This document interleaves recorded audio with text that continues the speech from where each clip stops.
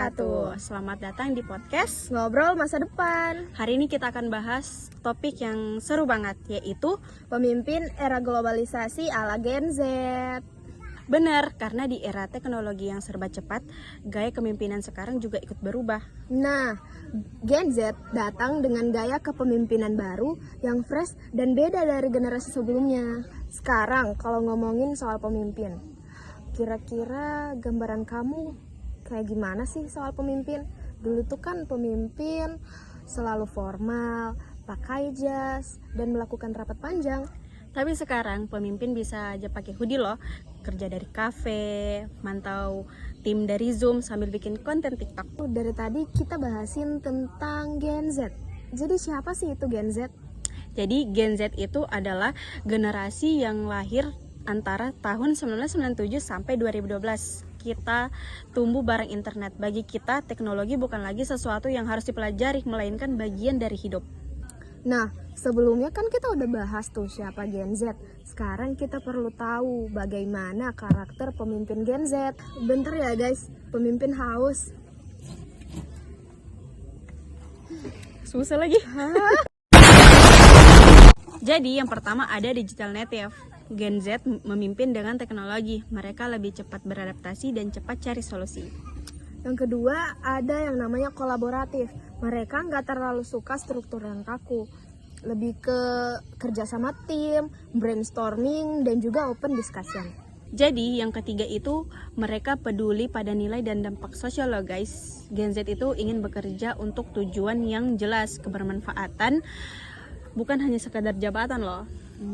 Nah, yang keempat itu mereka berani mencoba dan anti takut gagal.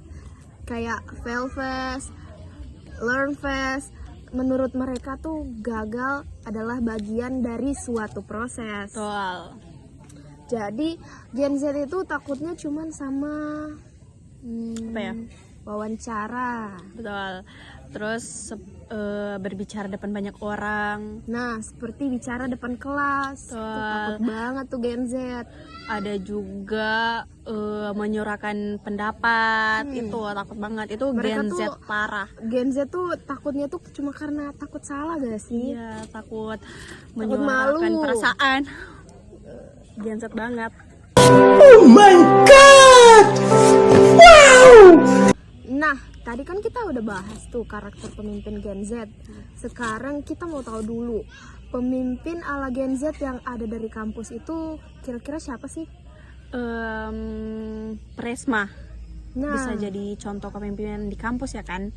Terus siapa lagi ya? ketua-ketua himpunan tuh. Oh iya, Bisa betul. jadi mereka adalah contoh-contoh pemimpin ala Gen Z.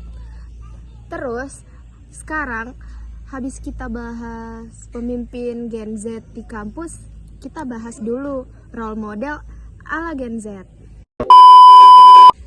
Jadi role model yang pertama menurut saya itu ada Jerome Pauline. Dia mulai dari YouTube tapi outputnya edukasi dan beasiswa. Kalau menurut saya tuh ada Belva Devara.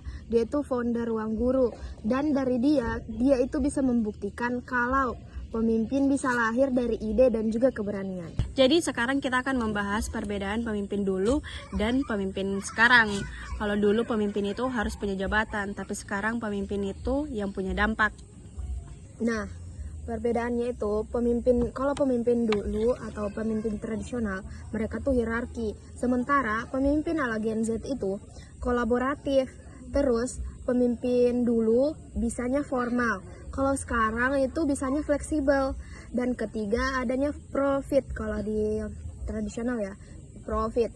Dan yang di Gen Z itu ada purpose atau tujuan dan juga dampak.